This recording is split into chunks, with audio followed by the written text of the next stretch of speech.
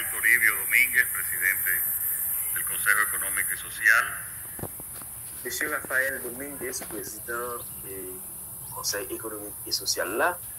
Su Excelencia es presidente Leonel Fernández, Danilo Medina, Hipólito Mejía. Excellent président yo, Leonel Fernández, Danilo Medina, Hipólito Mejía. Presidente de los poderes del Estado y presidente de las altas cortes presentes. Président pouvoir l'État avec haute cour dans le pays. Miembros de la Comisión Ejecutiva y titulares y suplentes del Consejo Económico y Social. Membre exécutif et Conseil de sécurité et social là. Conseil économique et social là. Autoridades gubernamentales, civiles y militares. Autorité gouvernementale, civile avec militaire. Representantes de organismos internacionales presentes y de partidos políticos. Représentants organisations internationales avec représentants partis politiques. Directores de medios de comunicación, invitados especiales. Directeurs et medios de comunicación, invités spéciaux. Señores de la prensa, señoras y señores. Messieurs, dames, la société, moun la presse, messieurs, dames, la société. En tiempos difíciles, la grandeza de una nación se mide por su capacidad de encontrar unidad entre sus diferencias.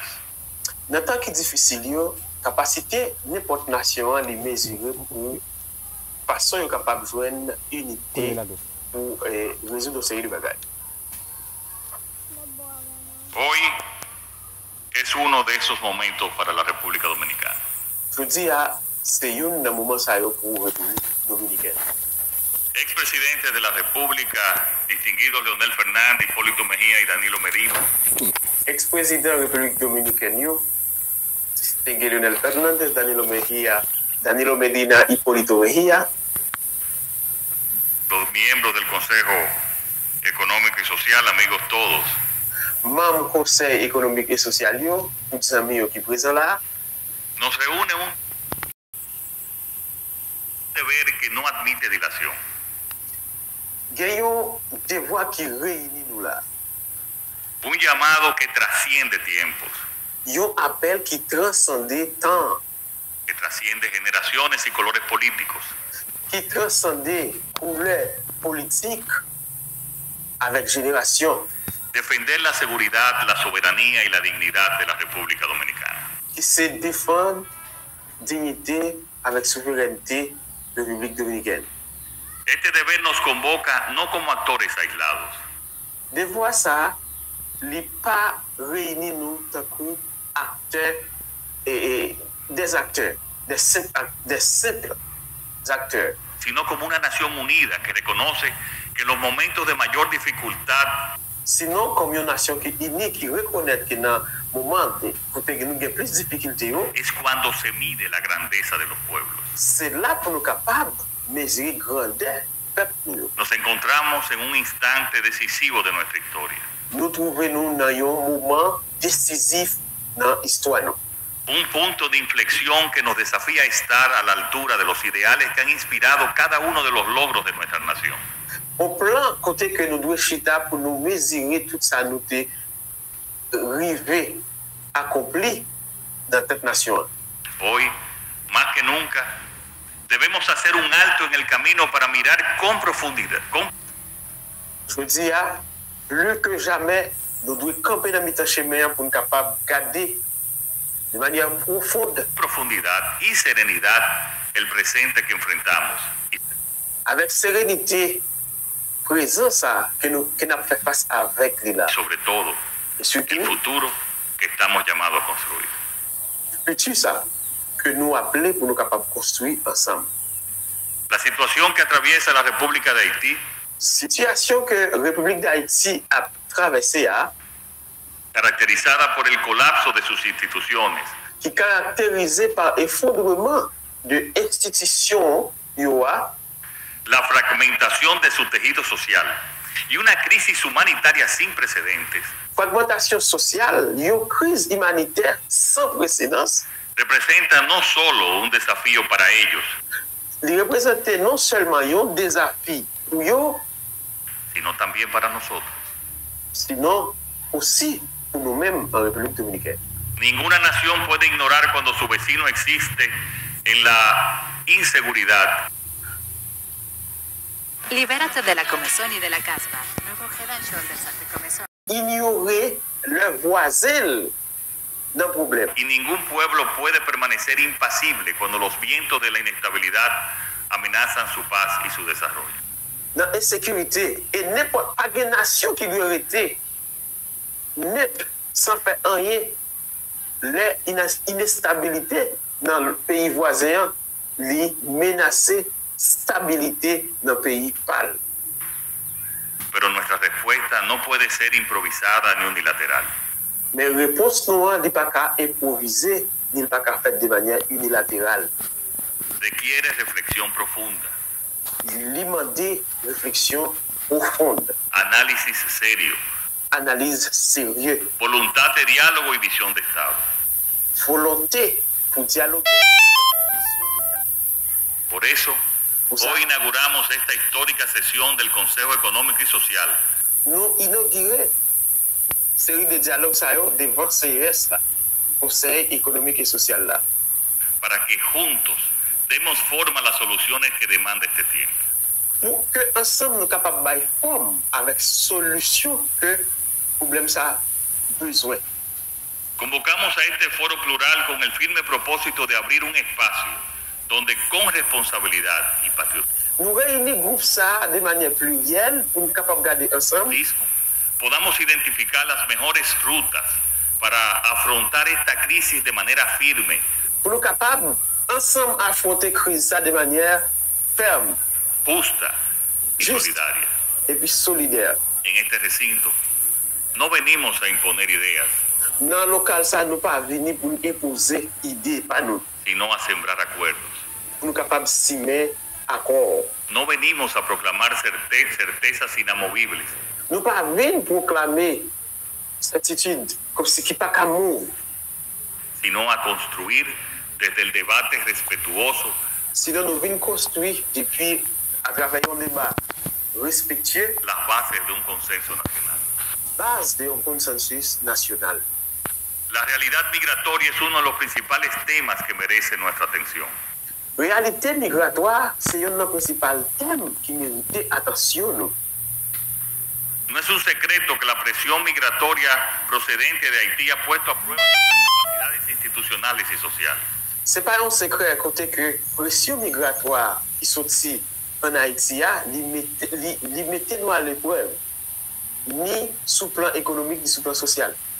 Esta situación nos invita a reflexionar cómo podemos alcanzar un modelo migratorio que sea humano en su trato, Situation ça li voyen chita pour nous réfléchir ensemble pour nous comment nous capables de joindre un traitement qui humain pero firme en su control y mais qui doit ferme dans ça qui est pour avec contrôle li, que acoja desde la dignidad, pero qui est capable d'approcher avec la dignité que también proteja los legítimos intereses de nuestro país. mais qui est capable de protéger tout intérêt légitime pays République dominicaine. Se hace necesario discutir propuestas Il est vraiment nécessaire pour nous capables de discuter de propositions yo, que modernicen los sistemas de control, qui est capable de moderniser le système de contrôle, que fortalezcan la gestión fronteriza qui est capable de renforcer la gestion frontalière yo, y que aseguren un cumplimiento efectivo de nuestras leyes qui est migratorias. capable d'assurer nous une façon pour nous capables et obéir avec la loi, pour nous faire accomplir la loi sur ça qui est pour avec migration. El desafío es grande, Le défi est vraiment grand. pero mayor aún es nuestra voluntad de afrontarlo con justicia y generosidad. Mais volonté nous gagnons de plus. Volonté nous gagnons pour nous capables d'aborder le thème ça avec justice. La frontera, más allá de ser una simple línea en el mapa, Frontière yo, le plus que ça nous est avec une simple ligne qui n'a une carte géographique. para nosotros es mucho más. Pour nous-mêmes, le plus que ça, Es el lugar donde nace la patria, c'est là patria lui-même lui prend naissance. donde empiece el respeto y donde reafirmamos que ser dominicanos es un orgullo que se defiende desde el primer paso. Côté respect lui-même lui prend naissance. Côté que nous réaffirmer que nous sommes un peuple tout bon. La frontera no es donde termina la República Dominicana. Frontière pas seulement côté République dominicaine lui-même déterminé.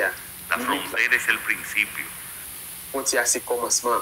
Por eso debe convertirse en un espacio de desarrollo humano y económico. C'est pour ça qu'il doit convertir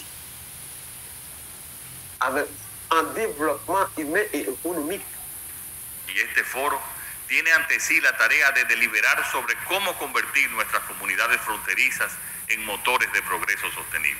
C'est pour ça, rencontre ça à côté de nous, il y a pour objectif réunir pour nous regarder comment nous sommes capables de convertir zone ça en moteur de développement économique pour le pays. Debemos pensar en infraestructuras modernas, en la Nous devons penser dans l'infrastructure moderne, provisión de servicios básicos, provision de services basiques, en la generación de empleo digno y pendant qu'on générer emploi qui est vraiment digne, en el fomento de inversiones que transformen la realidad de quienes habitan esa zona. pour nous capables de mettre dans tête nous, ok, pour nous promouvoir tout ça qui est bon dans la zone ça. Dignificar la vida en la frontera es fortalecer nuestro primer bastión de defensa nacional. Permettre que la vie a vie digne dans la frontière, c'est renforcer la capacité nationale. Es construir la paz desde la equidad y el desarrollo. C'est la paix nous construire dans l'équité avec. Otro tema trascendental es el comercio bilateral. Il y a l'autre thème qui est vraiment transcendé, c'est le commerce binational là. El intercambio comercial con Haití ha sido durante décadas un pilar para numerosos sectores de nuestra economía. Changement de produits, interchangement de produits, commerce nous avec la République d'Haïti depuis des années. OK? Lycée, il y a un pilier pour différents secteurs économiques dans le pays République dominicaine. Sin embargo, este comercio ha estado marcado por la informalidad, el Sans embargo, commerce est marqué pour informalité, contrabando y la falta de regulaciones contrebande, faute de régulation. claras. Este consejo tiene hoy la oportunidad histórica de abrir un diálogo franco Conseil ça, je dis, il y a une opportunité pour ouvrir un dialogue franc. sobre cómo institucionalizar un comercio bilateral Comment nous sommes capables d'institutionnaliser un commerce bilatéral seguro, transparente y beneficioso para ambas naciones. qui est transparent, qui est vraiment bon et qui est assuré pour deux nations. Urge diseñar mecanismos que eliminen las prácticas ilegales Demander pour nous capables de design ou bien disseigner, comme décider, ok, mécanisme qui est capable de faire nous éliminer et contrebandiers y fortalezcan los canales formales de intercambio, pour nous capables de renforcer le canal et d'échangement, garantizando así una economía más robusta y resiliente. pendant qu'on est capable de garantir une économie qui est plus robuste avec résilience. En paralelo, debemos considerar la dimensión de la seguridad nacional. En parallèle, nous devons considérer la dimension sécurité nationale là. La crisis haitiana tiene el potencial de afectar de manera Crise haïtienne là, il y a un potentiel pour que nous capable d'affecter directa nuestra estabilidad interna. la stabilité interne du pays République dominicaine de manière directe. Por eso, este foro C'est pour ça, réunion ça, debe reflexionar sobre las estrategias que nos permitan proteger nuestro territorio de nous devons réfléchir sur une stratégie qui est capable de permettre de nous protéger las frontières. amenazas del crimen transnacional, el tráfico de personas, de armas y de sustancias ilícitas. Menace sous crime transnational avec vieux trafic de armes avec humains. Pero también debe pensar en cómo combatir desde sus raíces Mais tout, nous devons penser comment nous sommes capables de partager depuis racines, causas de la inseguridad, apostando por políticas cause insécurité, integrales que combinen vigilancia e inteligencia con inversión en educación, empleo y cohesión social. Qui pourrait pousser nous mener un paquet, qui pourrait pousser nous poser un paquet d'actions politiques capables de bénéficier du système éducatif et économique. Entendemos también que los problemas que hoy discutimos no pueden resolverse Nous comprenons tout, je veux dire, le problème que nous pouvons discuter là, pas convertir, solo con esfuerzos nacionales.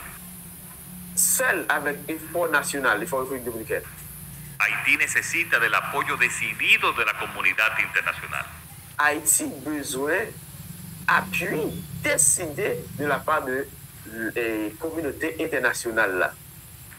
Y este Consejo debe debatir sobre cómo seguir articulando una política exterior Et le Conseil ça il doit continuer de débattre comment il est capable d'entreprendre une politique extérieure activa y propositiva que convoque al mundo a una acción conjunta active para la et propositive qui est capable de convoquer le monde en entier sur le problème haïtien. construcción institucional y económica de Haití. Autre côté, capable de reconstruire, on dit remettre sous pied institutions avec et remembrer l'économie pays d'Haïti.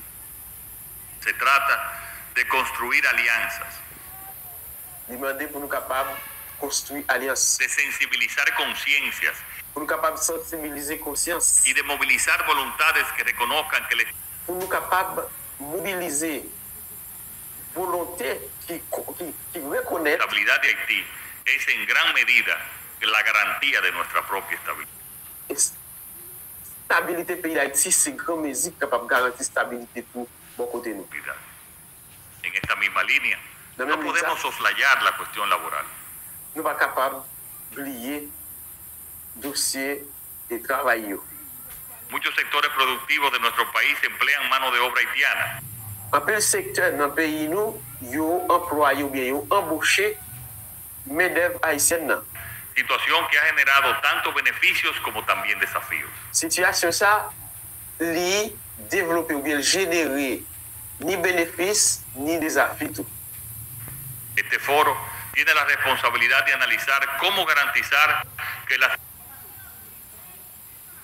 Lieu ça, réunion ça yo, li gagné pour garantir relaciones laborales se rijan por el respeto a la ley, comment nous capables